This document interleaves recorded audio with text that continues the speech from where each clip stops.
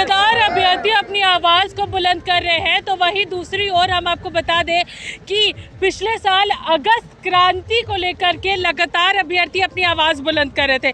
एक बार फिर से झारखंड में क्रांति जो है वो अभ्यर्थी लाने की कोशिश कर रहे हैं अपने आंदोलन से 60-40 नीति के विरोध में। झारखंड लगातार झारखंड में आप लोग अपनी आवाज़ बुलंद कर रहे हैं 60-40 के विरोध में, और अगस्त क्रांति भी आ रही है।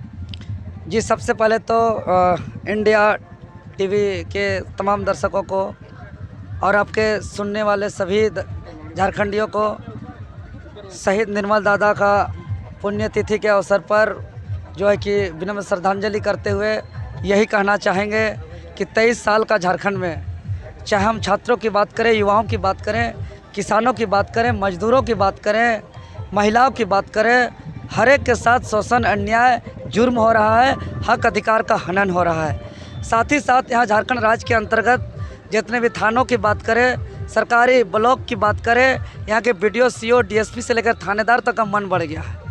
झूठा पे झूठा FIR करके आवाज़ को कहीं दबाने का प्रयास किया जा रहा है, तो भ्रष्टाचारी करके जो है कि सरकारी योजनाओं का बंदरबाट किया जा रहा है।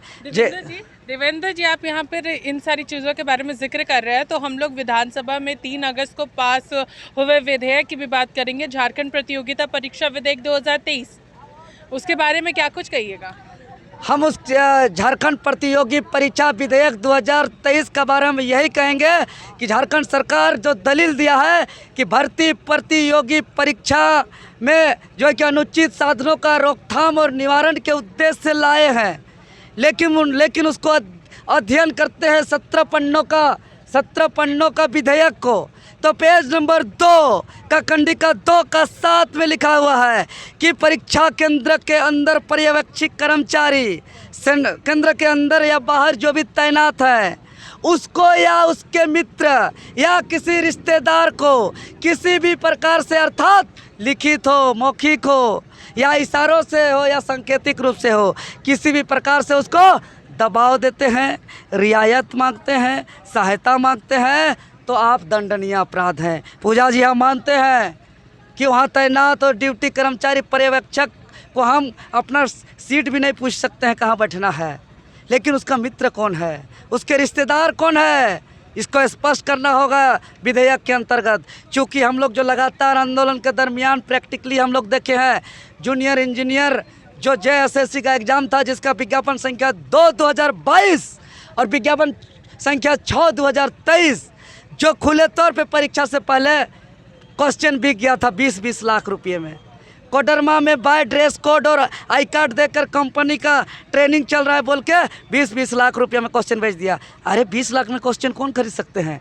झारखंड का कोई ऐसा, चाहे नौकरी वाला हो या बिजनेस वाला हो, जो अपना काम ईमानदारी से करेगा, अपना रोजी रोटी करके, अपना दिनचर्या सामाजिक काम करके, वो नौकरी के लिए 20 लाख अतिरिक्त नहीं दे सकता है। वही दे सकता है जिसका बाप का कला कमाई है, जिसका बाप यहाँ दलाली करता है। और बताइए ये कौन होंगे? कल का दिन में जिसको पकड़ के हम लोग जेल भेजे क्वेश्चन लेकर को, जो जाके हैदराबाद में पकड़ाता है, बिहार का रहने वाला निकलता है, उसको बोल दिया जाएगा कि अंदर परीक्षा केंद्र के अंदर पर्यवेक्षी कर्मचारी के मित्र हैं।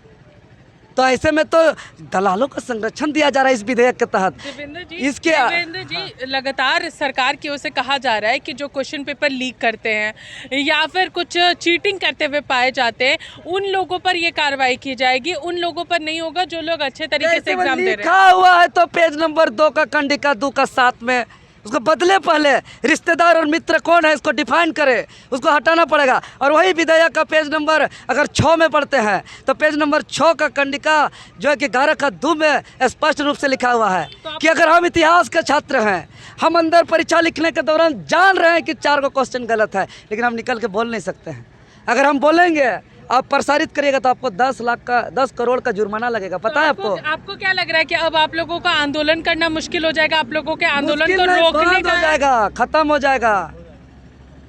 जाएगा, क्योंकि जो संगठन आवाज़ उठाएगा, जो परीक्षार्थी आवाज़ उठाएगा, जो मीडिया बंधु प्रसारित करेगा, 10 करोड़ का जुर्माना है।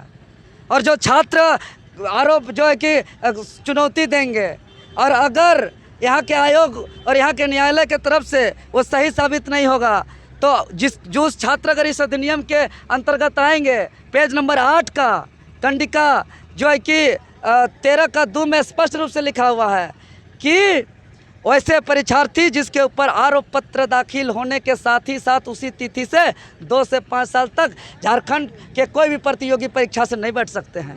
कोई भी जेपीएससी, जेएसएससी, जेएसएलपीएस, जेएफआईटी, किसी यूनिवर्सिटी का भी जेक का कोई परीक्षा में नहीं बैठ सकते हैं। अगर आप 10 सीध होते हैं तो 10 साल तक कोई परीक्षा में नहीं बैठ सकते हैं। अगर आप पुनः जो है कि आप अभियोजित आपको किया जाता है तो जीवन भर आपको कोई परीक्षा में बैठने नहीं दिया जाएगा। आप पूजा जी बताइए, कौन छात्र हिम्मत करेगा गलत को गलत कहने का?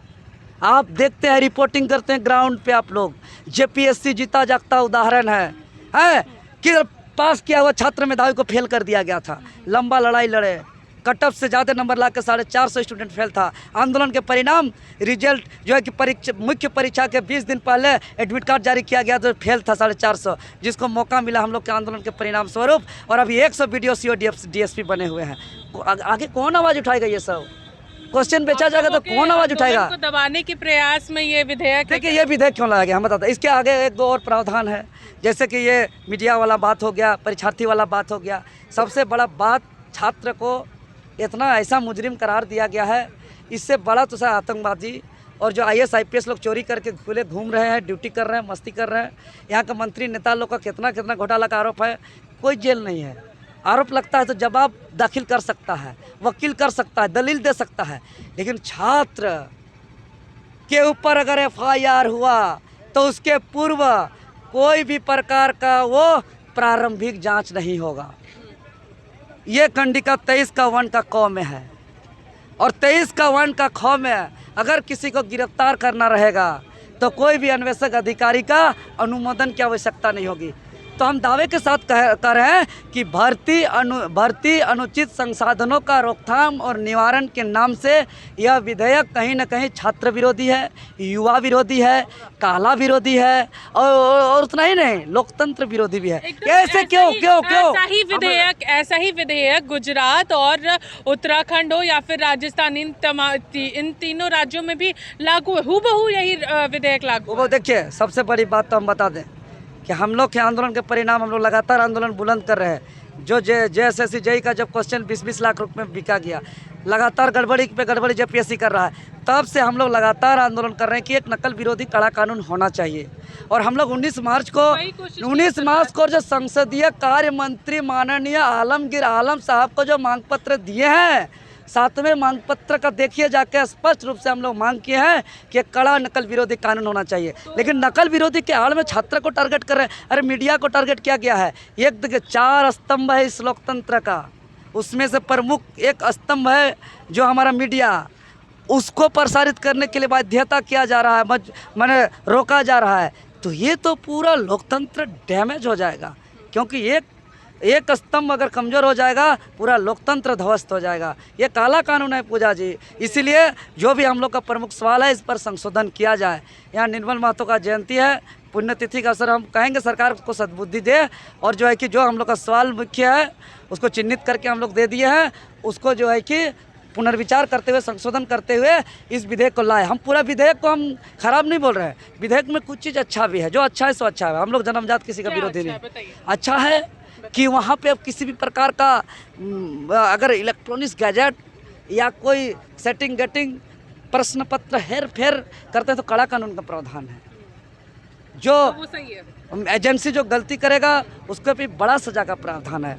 ये कई ऐसे बहुत कानून प्रावधान है जो अच्छा है, उसका स्वागत योग्य है, हम उसका स्वागत करते हैं। लेकिन जो घातक है उसको संशोधन तो करना पड़ेगा। तो जहां पर हम लोग लगातार बात कर रहे हैं झारखंड प्रतियोगिता परीक्षा विधेयक 2023 की, तो यहाँ पर अभ्यर्थियों का कहना है कि उसमें कुछ अच्छी चीज़ें हैं और लगातार हम लोग मांग भी कर रहे थे कि जो भी पेपर लीक करते हैं उसके खिलाफ में एक कानून जो है वो बनना चाहिए और लगातार हम लोग इसके बारे में आवाज़ बुलंद कर रहे थे। तो ज़रूर इस विधेयक में कुछ अच्छे पहलू और कुछ ऐसे पहलू भी है जिसको लेकर के इन लोगों ने संशोधन की मांग की है और सरकार से लगातार इसको लेकर के अपनी आवाज़ को बुलंद भी कर रहे हैं। फिलहाल हमारे साथ इतना ही। सहयोगी विशाल के साथ मैं पूजा, लाइव इंडिया।